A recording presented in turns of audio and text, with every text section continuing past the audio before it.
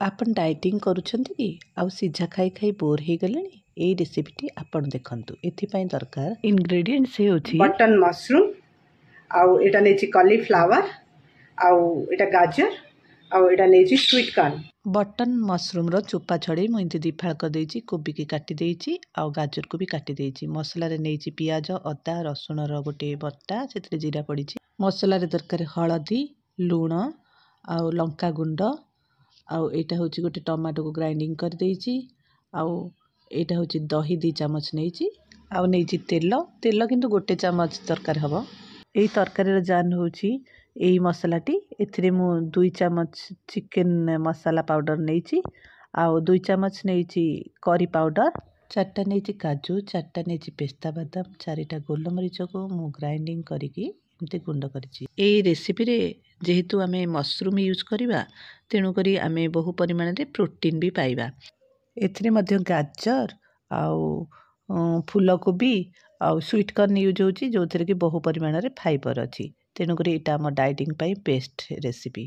आसंता ले आरंभ करिबा ई मशरूम भेज मसाला को सब आइटम को सिझेकी जस्ट टिके भाजी नवा तापर हमें मसला दवा सो दैट कि हमर ऑयल इनटेक बहुत कम जीवो। तो आमे कॉलीफ्लावर आउ हमर मशरूम टा बटन मशरूम जोडा नै छै गाजर को सिझे दे छै एथरे गोटे चम्मच लूण पके देली। एबे ई परिबा और मशरूम को सिझेबा पई गोटे घोडुडी दे ताको घोडे दबा। गैस रो फ्लेम को मीडियम करिवा आउ 3-4 मिनिट एमती ताको सिझिबा को देबा। ए परिबा को आमे टिके दर सिझा भली रखिबा पूरा ओवर कुक करिवानी।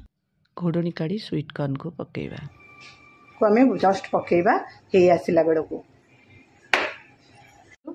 हमर जो परिबा सिझैथिले सेतिर उपाल आसी जाईछि प्राय कांक सिझा हे जाईछि सब ए समय आमे हमर स्वीट कॉर्न टा को ढाली दबा एथि से हे जिवो से काम पर पूरा सिझेबेनी मन रखंतु कारण आमे तरकारी कला बेले सिझेबा जस्ट 3-4 मिनिट आमे आकु घोड़े देबा तापर आमे तरकारी देबा।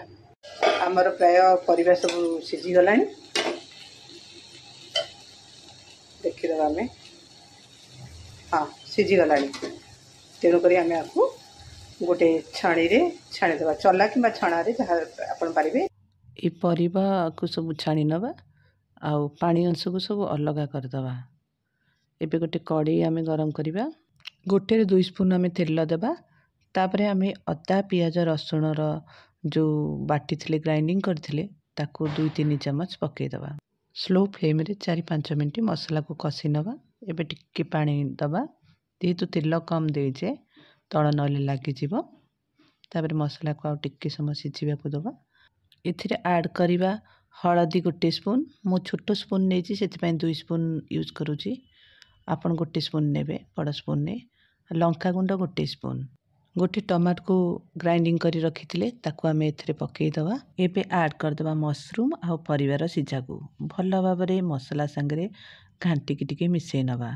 एबे गोटे मीडियम पियाज को एमती छोट छोट खंड मीन स्क्वायर शेप रे आमे काटिचे ताको एथिरे मिसेइ दबा।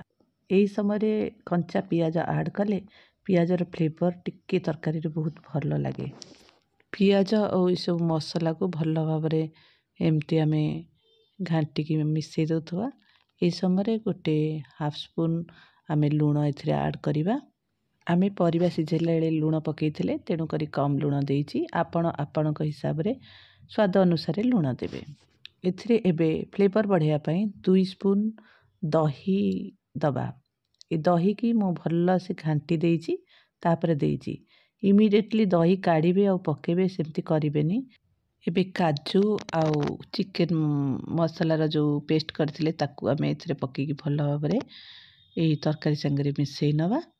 मु आपन कहूतली ना दही को सेमती इमीडिएटली पकेबेनी एथि पई कहूतली दही को इमीडिएटली न घांटी की ग्राइंडिंग न करी पकेले तार खंड खंड अंश तरकारी सारा रही जिवो खाया को भल लागिवनी।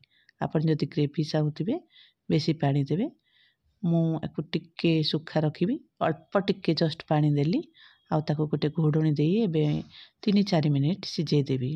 एबे घोडुनी को काढी नेबी देखंतु आम तरकारी पूरा सिझी गलानी।